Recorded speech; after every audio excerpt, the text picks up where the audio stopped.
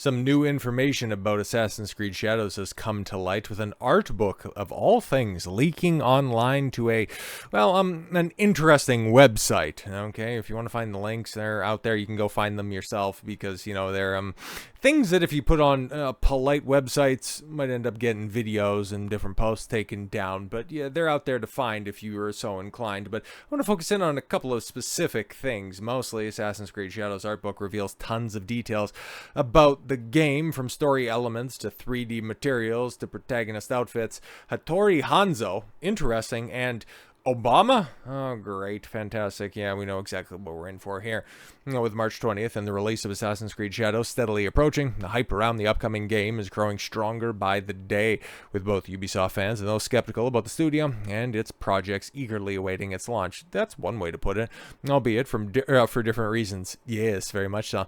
Fueling the growing excitement is a recent leak that took place over the weekend, revealing the contents of what is most likely the Art of Assassin's Creed Shadows art book, nearly 2 months ahead of its scheduled release. Shared by one collector man on a certain type of anime-themed website strictly for adults. That's one way that you can put it, right? The book opens with a foreword by Ubisoft's art director Thierry Danseru, who describes the game as an accurate and true to the historical timeline and culture. The first full chapter is dedicated entirely to the game's dual protagonists, Naoe, an adept shinobi assassin from Iga, and Yasuke, the powerful African samurai of historical legend. Oh, Lord have mercy. Naoe is an agile, stealth-focused shinobi who will use noise, light, and shadows to evade detection as enemies respond to their changing surroundings. Yasuke is a charismatic, combat-oriented samurai, striking his foes with brutal precision. Yeah, with big clubs, right? Okay. He was the first African ever seen by the great daimyo Oda Nobunaga, who made him a samurai and brought him to his service. As a newcomer, Yasuke brings an interesting and complementary angle to Naoe's take on feudal Japan. Yeah, exactly, and we're seeing some interesting takes by certain historians out here. Dr. Alaric Naudi, I know I'm not pronouncing that right, but close enough, right? Opining on what could ultimately end up being in the story. This may indeed anger Japanese people. It is believed that it was actually Mori Aranamu who executed Noda Obunaga and helped him commit seppuku. Yeah, because ultimately the story of Yasuke, the historical Japanese samurai, was he never seen combat, and the moment that an invading force came in, he immediately surrendered to the invading force because he's a big, strong historical samurai, right? But that would also entail, yes, the death of Nobunaga via seppuku. And are they trying to say that Yasuke assisted Nobunaga of shuffling off this mortal coil? Interesting. It's just too ridiculous, Ubisoft. And this point is absolutely correct. If Nobunaga had been beheaded by someone of lower rank, it would have been the same as being killed by an enemy, and would have been an extremely great disgrace. So if we're going down that path, that's another big L. Okay, but what about your gameplay? Okay, what are you doing out here? Well, we've seen before, okay, Yasuke beheading the local Japanese and then also running through markets and knocking over watermelon stands and cutting bamboo, showing off some cutting-edge gameplay. But now we're having people over in Japan seeing actual shrines ransacked by this monster, and as you can see, 26.1 million views. Well, it's kind of catching a little flack here. Wake up, Ubisoft. Wake up, Ubisoft Defender, and hear our voice. What kind of Assassin's Creed game destroys an actual religious site? Oh, so you're going to be historically accurate with the things that your historically accurate samurai can go in and destroy with his equipment clipping through his helmet on the back. That's kind of crazy. Okay, and destroy an actual religious site. Japanese culture is consumed, but receives no respect. Here's a perfect example. And yeah, just to see a couple of the things that goes on. Yeah, he goes into the shrine and immediately starts destroying stuff. Now, Now, destroyable and destructible environments, that's something that's pretty awesome. Back in the cut, that would be fantastic. But if you're going to be doing stuff with a foreign invader and a foreign novelty in a place that actually exists and is something that has such a cultural significance as a religious shrine, I mean, backlash is one way to put it. I'm in contact with a local close to the Ite Yozu Jinja shrine that was destroyable in Assassin's Creed Shadows. Wonder if it still will be.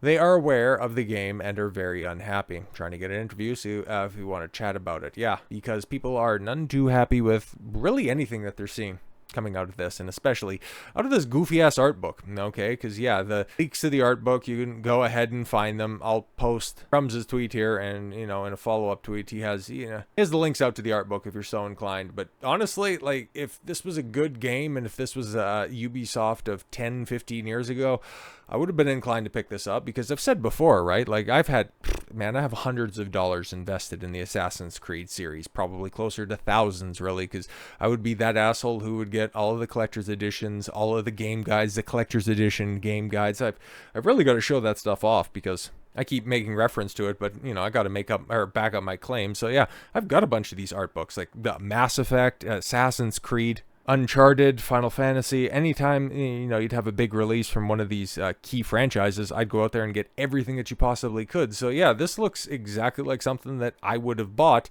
if it was a different game and this was a different time. So yeah, that's the excerpt. That's the page of the excerpt that we read a little bit earlier. And then taking a look at, I guess, some of the stuff that Yasuke can wear. Oh, good. I'm so glad that he has traditional Japanese dreads in his hair. I'm so happy that he gets to do that, right? Well, Yasuke looks like that in some concept images. Oh, what Naoe looks like before she got beat with the ugly stick. Like, that's not bad. Like, I'm still not enthusiastic about playing as, a female shinobi or anything like that, but much of the early concept art for Naoe, such as a series of silhouette poses above, emphasizes her agility and use of shadow for stealth maneuvers and infiltration. The close-up image of Naoe is also an early exploration. Her face eventually changed, and yes, her hair was shortened. Yes, because goddammit, we can't have her looking that feminine. We have to have her look like a little butch. We also need to have the female Rikishi out here, okay? The formidable strength, both physical and spiritual, yes, to any cause. Yaya, okay, is a fierce fighter, a Buddhist warrior monk. She will fight you for that last rice roll. You goddamn well better believe it. That's not a fan that's on her belt. That's a proto spoon that she uses to shovel the requisite amount of feed into her yap. But these are one of the many side characters that I guess you're going to recruit to your team, kind of like Assassin's Creed Brotherhood. I don't know, are they running back that mechanic? Because that'd be a little bit interesting. Well, let's go back and see what else is supposedly in this art book. By far the biggest chapter is dedicated to the game's open world, featuring a wealth of concept illustration showcasing Shadow's regions, biomes, and depictions of real-life Japanese cities, towns, and villages, including Kyoto, Osaka, Sakamoto, Otsu, Harima, and Obama, a real Japanese city. Oh, okay, cool. I retract my eye-rolling criticism. From architecture, environment concepts, and wildlife to boats, props, and 3D materials. Yeah, that used to be the stuff that was awesome to check out in art books. But now, that's just cringe propaganda. The art book also reveals some of Shadow's most important characters, both historically accurate and those created by Ubisoft. Yeah, we've seen Yaya before, we've seen Naoe and Yasuke. He's historically accurate. Yeah, sure he is. There was a guy that existed that was Yasuke, but let's keep it a buck. We're also looking at other people that are going to be a part of your crew, and that's apparently, you got Momochi Sandahu? Sure, man. I guess he's that old man that we seen a little bit earlier. A harsh and uncompromising, but always fair. Momochi Sandayu's a legendary shinobi warrior. Oh, so he's probably Naoe's sensei, I would imagine. He holds the atrocities and the influence of his people deep to his heart. Sandahu does nothing in half measures. No half measures, Mochi. Every act is decisive. Yeah, he's probably going to be the coolest character, and he's probably going to meet a grisly end, I would imagine. But then we got Ibuki. I prefer Capcom's take on Ibuki, but what do we have here? Free-spirited, rebellious, yet joyful by nature. This recruitable ally, is a solitary Ronin who came from the clan of obedient samurai, but now follows a unique moral compass.